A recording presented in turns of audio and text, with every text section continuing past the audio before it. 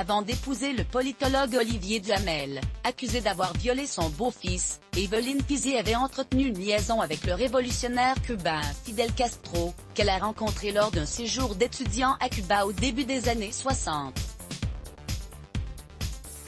À propos de avec son ouvrage La Familia Grande, Camille Kouchner a fait exploser le secret qui a rongé sa famille durant tant d'années, l'inceste qu'aurait commis Olivier Duhamel, compagnon d'Evelyne Pizier, sur son beau-fils.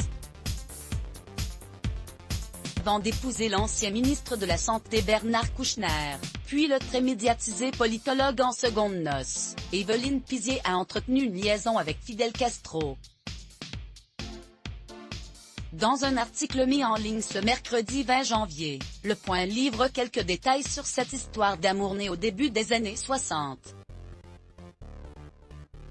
Une idylle de 4 ans à laquelle la principale intéressée a mis fin, avant de quitter définitivement La Havane et rentrer en France. Remontons en arrière, en 1964, Evelyne s'est rendue à Cuba, accompagnée de son futur mari Bernard Kouchner, de sa sœur Marie-France et de quelques amis niçois, raconte Le Point dans un article publié ce mercredi 20 janvier. Fascinés par Guevara, intrigués par Castro, galvanisés par leur mère qui soutient la révolution, les deux sœurs ont profité d'un voyage d'études à prix réduit pour s'offrir 3 semaines au soleil.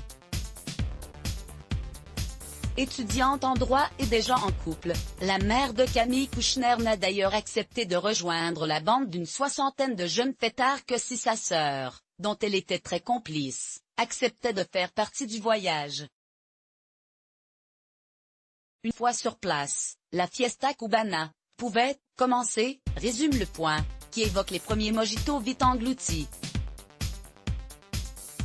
Dans le Cuba en pleine révolution des années 60, il soufflait un vent de liberté et de rébellion. Après avoir assisté à un discours de Fidel Castro, le 26 juillet sur la place de la Révolution, les copains ont regagné la cantine de leur logement, où le leader Maximo s'est invité plus tard dans la soirée.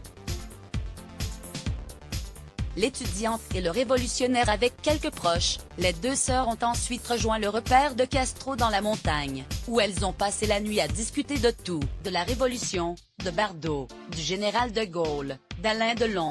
C'était fantastique, raconte Unal Yutku, étudiant de Sciences Po et membre du groupe Au Point. Quand ses amis ont quitté la soirée, au petit matin, Evelyne Pizier n'est réapparue que le lendemain. La passion entre cette étudiante en droit et l'une des figures communistes les plus importantes du XXe siècle était née. Alors que la jeune étudiante s'éclipsait régulièrement le soir pour retrouver son amant, ses amis ont pu profiter des largesses de Fidel Castro, qui logeait le groupe dans les meilleurs hôtels, avec étoiles et piscines.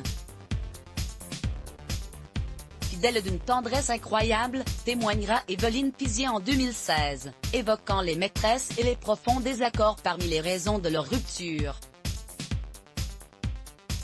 Article écrit avec la collaboration de 6 Medias, Crédit Photo, Facelici Palette Bloc ADS.